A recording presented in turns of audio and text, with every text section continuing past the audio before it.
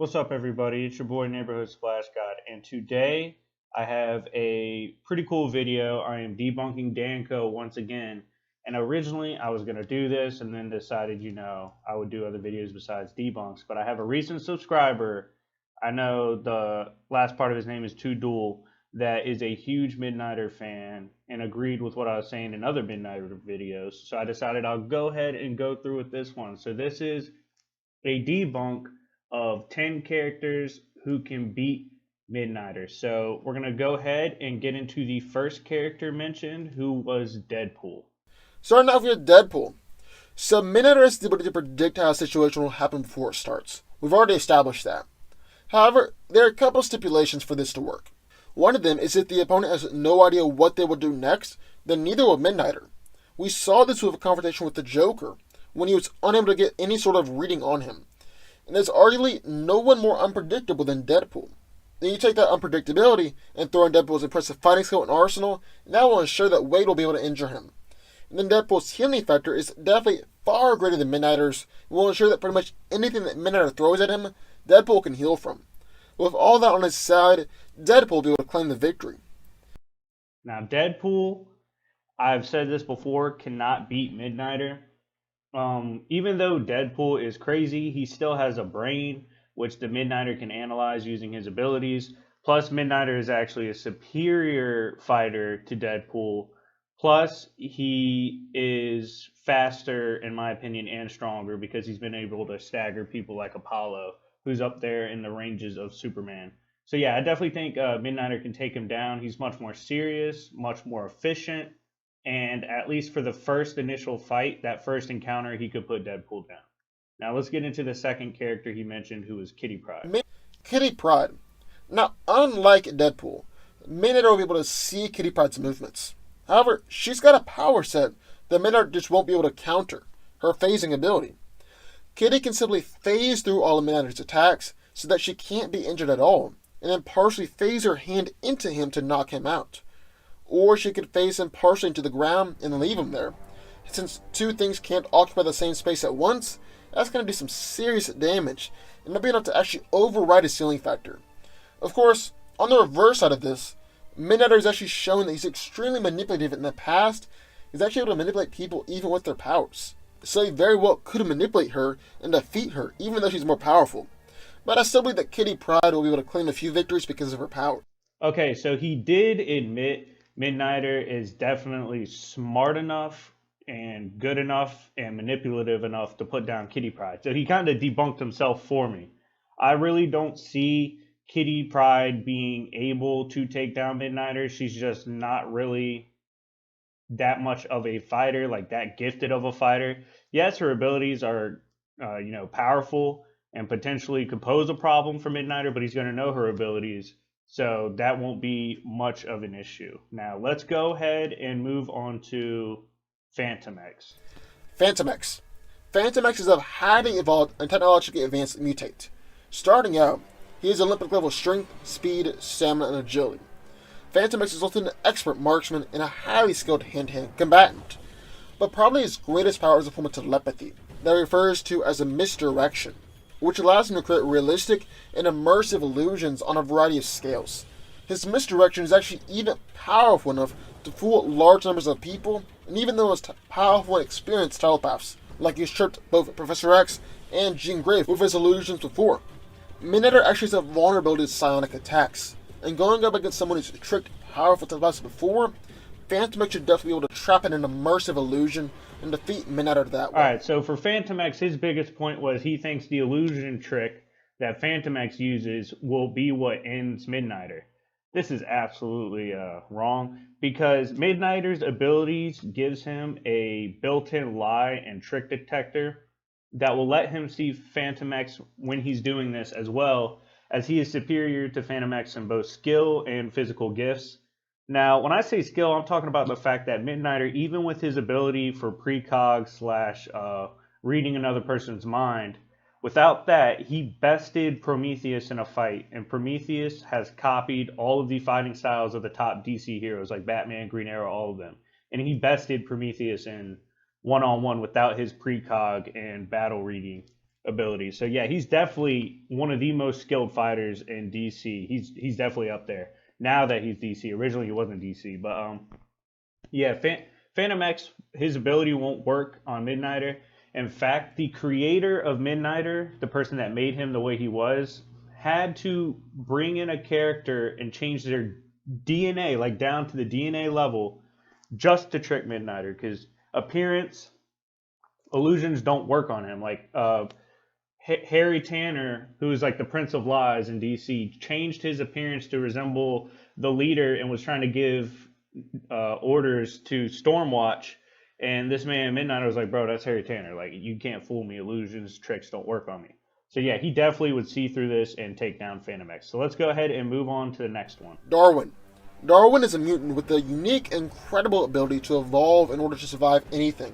And this power is also involuntary. He calls it reactive evolution. And some examples of this include gaining night vision after being in the dark, functional gills after being in the water, fireproof skin, increasing his own intelligence, converting his body into pure energy, and morphing into a sponge when shot with a powerful weapon. However, it appears his powers deal more with survival than actually winning the fight. Like when he fought the Hulk, he just gained the ability to instantly teleport. So there's an off chance that will happen, but if he gains the right abilities, then Darwin can easily win the fight. And since the power is involuntary, and Darwin doesn't even know what powers he'll gain, there's no way for Midnighter to predict it either. All right, so he brought up one of my actual favorite characters because he's kind of a troll. He brought up Darwin from the X-Men. I did a video on him recently. I don't think Darwin would beat him. At best, it's a stalemate because Darwin's abilities are more so put into the fact that he's allowed to survive. So he can survive things like if you try to stab him to death, his skin will turn hard. If you try to drown him, he'll grow gills. Those kind of things. He's not really combative. Also, he's wrong when he says Midnighter wouldn't be able to react to or like know what Darwin's going to do, because even when Darwin like adapts and uses an ability, at that moment Midnighter would analyze him. So, and Midnighter has said, like, my ability, the way Midnighter's ability works is he analyzes everything within like a fraction of a moment, and then he acts upon it. Like, he already knows how the fight's going to go after just like a millisecond. It's crazy. So yeah, he would actually be able to tell what the adaptations are, and it would probably at best for Darwin be a stalemate. Darwin would probably just dip. But let's move on to the next one. Obi-Wan Kenobi. The key to this fight is the Force. It's what's going to ensure the victory for Obi-Wan, because there's nothing that Midnighter could do to stop Obi-Wan from simply using a Force push and send him flying, or hold him in place and attack him with a lightsaber. Obi-Wan can also use the Force to shut down Midnighter's enhancements, since his sufficiently powerful psychic can make his abilities null and void. He is one of the greatest lightsaber fighters the Jedi Order has ever seen, and was able to hold his own and defeat Darth Maul, General Grievous, Asajj Ventress, and Count Dooku on several different occasions. Midnighter isn't fighting with any weapons that can go up against the lightsaber, and although Midnighter is fast, Obi-Wan has been able to battle against people with enhanced force speed before. And really, it'll just take a couple good hits with the lightsaber to put him down. Then Obi-Wan fights from a defensive position, so it's going to be a lot less likely for Midnighter to hurt him. All in all, Obi-Wan is taking down Midnighter. Alright, so he said Obi-Wan for this one. This is wrong. I already proved in a recent video that Midnighter can beat Darth Vader, who is superior to Obi-Wan. I would like to know when Obi-Wan, he said in there that Obi-Wan has bested Count Dooku on several occasions. I'm not aware of that. If you could find that for me, let me know. And when has Obi-Wan ever utilized aggressive force maneuvers like holding someone in place to chop them to pieces? He doesn't do this. He's not an aggressive force user. He's force pushed people and things of that nature and occasional Jedi mind tricks, but he doesn't really use the force in a combative nature the way you would imagine you could use it. He kind of uses it just to enhance his fighting ability and his physical attributes. So also, like, one of the easiest points to make about this one is if Jango Fett can give Obi-Wan issues in combat, Midnighter definitely could. And I think Midnighter would take down Obi-Wan without much of an issue. Let's move on to the next character, who he said was Spider-Man. Spider-Man. Midnighter's abilities to read and predict the moves of his enemies is dependent on being able to process probabilities faster than his opponents. So if his opponents are only a single nanosecond faster than him, just one contingency ahead, then these enhancements are pretty much useless. And you know someone who has the proportionate speed of a spider? That's right, good old Spider-Man. Peter has shown that he's absolutely remarkable speed and agility, and he's proven himself to be more consistently faster. And because of that, that will counter Midnighter's enhancements. Spidey's spider sense also gives him the ability to dodge Midnighter's attacks, and even give him a sort of future sight too. Spider-Man is also exceptionally strong, agile, and durable, and is a skilled enough fighter to take down Midnighter. Now, this was perhaps one of the worst of his candidates. Spider-Man isn't fast enough to make Midnighter's ability null and void. I don't know why he said that. That's not how Midnighter's power works. He's been able to know the abilities of characters like Martian Manhunter, Jack Hawksmoor, and Apollo, who are beyond superhuman. So he could definitely read Spider-Man regardless, and he is a better fighter than Spider-Man. He's more combat skilled and oriented. If Kraven the Hunter can tag Spider-Man, Midnighter won't have an issue tagging him. And Midnighter's ability also works before the battle begins, not during. So Spider-Man, even though he showed once that he can react on instinct in a fight, this was during the combat, not before. So he's going to know the kind of stuff Spider-Man's going to try to pull in the fight. So that's not going to count. That's not going to help Spider-Man. And even Iron Fist has been, in a simulation, he killed Spider-Man, got the drop on Spider-Man. Spider-Man's Spidey sense is not infallible. It has failed him on several occasions or been overridden. So yeah, Midnighter could easily take down Spider-Man. That being said, let's move on to the next guy that he said, who's actually a girl, Psylocke. Psylocke. Psylocke is a mutant with vast telepathic and telekinetic powers that she can focus and hone into deadly weapons. She's a stealthy martial artist and a longtime member of the X-Men. Psylocke has the ability to broadcast thoughts to others, manipulate and possess people's minds, and blast them with overwhelming psychic energy. And just like we've already established with Fantomex and Obi-Wan, powerful psychics are able to nullify Midnighter's battle precognitive abilities. She's also a powerful telekinetic, and can move large objects, create barriers, and create telekinetic weapons ranging from a katana to bow and arrows. She's an extremely skilled martial artist, is a master in ninjutsu, and is also able to use her telekinetic powers to amplify her speed, strength, and durability. So basically, her telepathy is able to nullify Midnighter's greatest advantage, and she's a skilled enough fighter to take him down. Now with Psylocke, this one really comes down to which version of her character you use.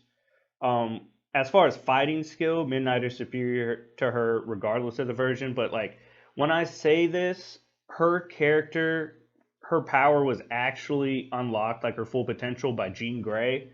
So after that is when she became a wildly powerful telepath. Before that she was efficient, but like she wasn't that level, Omega level type. So it was only after Jean Grey unlocked her potential that she became that way. But yeah, if you use the strongest wanked version of Psylocke, she could probably beat Midnighter. But Midnighter has still shown resistance to telepathic attacks, like when bloodlusted Martian Manhunter tried to take him down with telepathy and couldn't.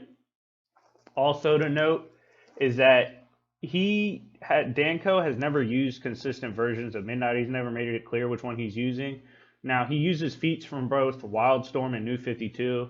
So I'm assuming he's just using Midnighter in general. And in that case, New 52 is actually technically stronger, but most of his feats come before that. So I'm just referencing Midnighter as a whole. I think there's only one time Midnighter's ability for precog wasn't OP. That was like one rider one time. Besides that, it's consistently at where it is, if not better. So yeah. Let's move on. So my final answer for Psylocke is he could take her in terms of physical combat. If you use her most powerful version, yeah, she could probably beat him. But if you don't, he could take her. Next one. Bloodshot. Bloodshot is a former soldier with the powers of regeneration, technomancy, and metamorphing, which is made possible through nanites that were injected into his blood. These nanites give him enhanced strength, speed, and reflexes, and an incredible healing factor. A sonic screech that can disable opponents, can render himself invisible, and disguise himself to look like others. The nanites can actually do pretty much anything, and have displayed the ability to hack into advanced technology and can disable Midnighter's battle computer. Bloodshot is a powerful and deadly fighter, and with his healing factor and those nanites on his side, Well, I'd say that Bloodshot can win. Bloodshot. Okay, Bloodshot's not that well known of a character. He comes from Valiant Comics. I've read a few of his stories. He is a tough opponent. However, Midnighter will know all of Bloodshot's hacks and likely will turn his pain receptors off. So, like, stuff like Bloodshot's scream, his screech won't affect Midnighter because he won't react to the pain.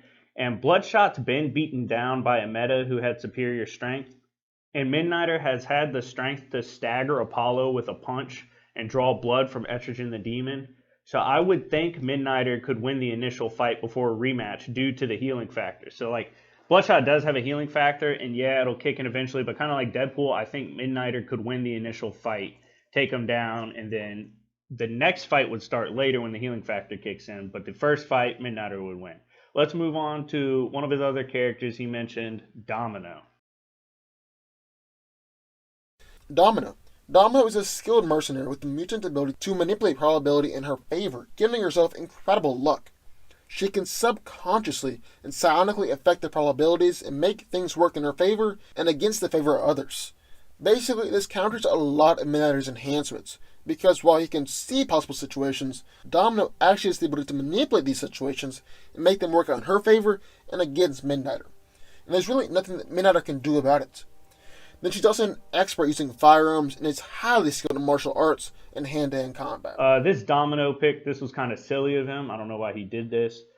He made out Domino's ability and kind of portrayed it to seem like her ability makes her impossible to get the drop on, which is not the case. Midnighter is superior in literally every category to her, and he has actually bested a man in combat whose mentally, his power puts him 3 seconds into the future.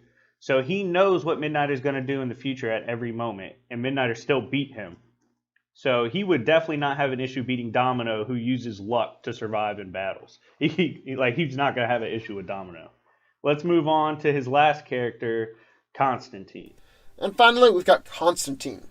Even though John isn't physically impressive like Midnighter, where he really shines are his magical and con man abilities. He's very much a brains of a brawn character, but in a fight he's been known to utilize magic and fighting dirty. However, he's extremely manipulative, even conning the devil himself, and this is how he prefers to win against opponents. He actually has supernatural good luck, which is kind of like a low-level reality warping and explains how he survived all that he survived. Even with Midnighter's battle computer, Constantine's con-man abilities and low-level reality warping will be enough to counter this and ensure him a victory. Now, personally, I love Constantine. I've read a lot of his comics. He's just a funny character. But it is not without reason to think Midnighter could get the drop on him before Constantine employs his spells. Also, the Prince of Liars himself, Harry Tanner, wasn't able to con Midnighter because of his abilities to see past lies and cons. Midnighter won't be manipulated by John Constantine. That's not going to happen.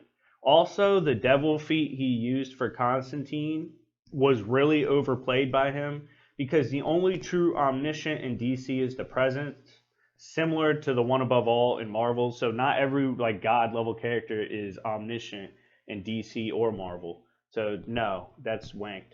Midnighter honestly would probably go for the kill right away on Constantine, and he's been able to get the drop on characters like Martian Manhunter and Jack Hawksmoor, so he could definitely get the drop on Constantine. I do agree that if it turns into a dragged out affair and Constantine's really going hard, he could beat Midnighter with magic hacks, but if he's not right away, Midnighter could take him out. So yes, there you have it. This was my Midnighter debunk. It was pretty easy to debunk because I feel like a lot of people that do content on Midnighter don't actually know what he's capable of / who he's actually beaten, and they don't kind of analyze his abilities. But yeah, he pretty much could beat everyone on this list. Psylocke at her strongest could beat him, and Constantine, if he actually was going all out, would beat him. Besides that, yeah, I made a case for everyone. But anyways, thank you for watching. Like and subscribe. Send my videos to your friends, so they can subscribe. And let me know what you want to see next. Besides that, it's been your boy, Sir Splash, and I'll see y'all later. Bye.